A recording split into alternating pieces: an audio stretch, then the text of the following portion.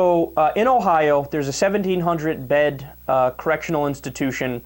It's the Lake Erie Correctional Institution, and it was bought by the Corrections Corporation of America in late 2011.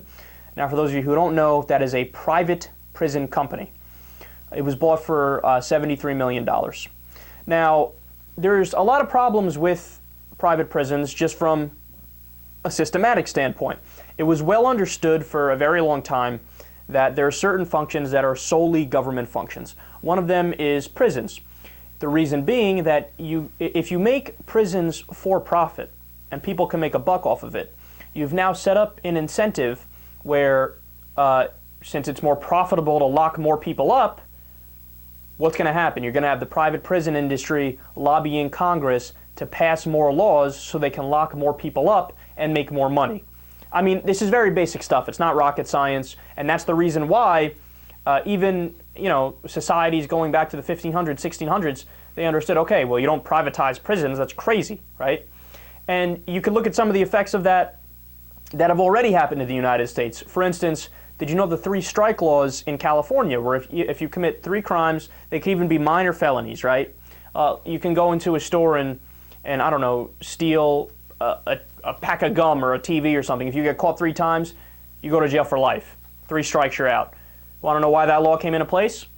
The private prison companies lobbied for that law. God, it's sick, man. It really is when you think about it. But putting aside the systematic flaws, now there's even more practical concerns. So Paul Reynolds is a former correctional officer, and he's come out with some shocking revelations about what goes on in that private prison. Last year, an inmate died from a heroin overdose.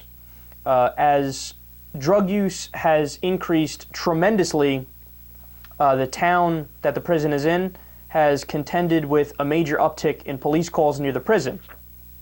Now, the reason why the police are being called to the prison more often is because outsiders are caught throwing duffel bags filled with drugs, alcohol, and cell phones over the fence for inmates to retrieve.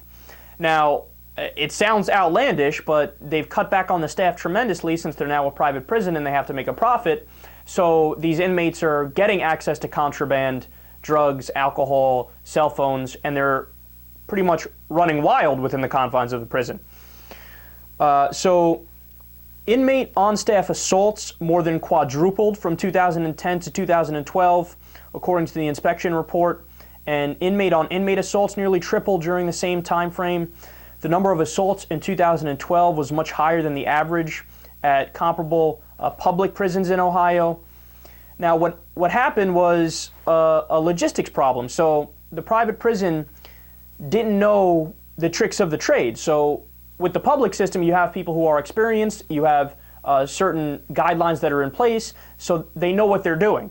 With these private prisons, they're basically starting from scratch. They don't know what they're doing, so they had to make policy by trial and error, and they just didn't know what they were doing. So there was more fights within inmates, more fights with inmates to correctional officers, and they also didn't have the necessary legal counsel in place.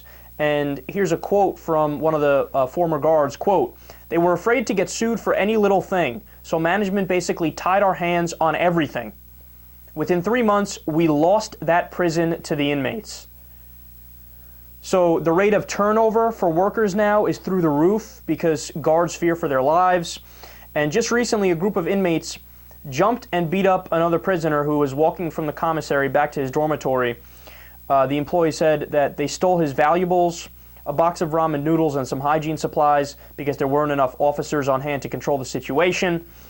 And some inmates have become so afraid that they're actually begging the guards to go into isolation and be locked up 23 hours a day because of the rampant gang violence that's going on there. So to give you a sense of just how out of control the prison is now that it's been privatized, quote, "It was common for us to speak about who was going to die first." Those are the guards talking amongst themselves. Look, as if the systematic problems with private prisons wasn't enough, and believe me, it's enough, when you add on top of it that when you look at the private prisons, they don't know what they're doing, and it's mayhem and anarchy inside of the prisons, this is beyond a no-brainer. No, You have to fund the prison system with tax dollars. It's not a debate. If you make private prisons for profit, then what's going to happen?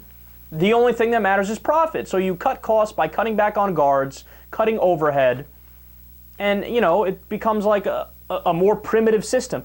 God, this is yet another area where the United States of America and our obsession with privatization is leading us down the wrong road.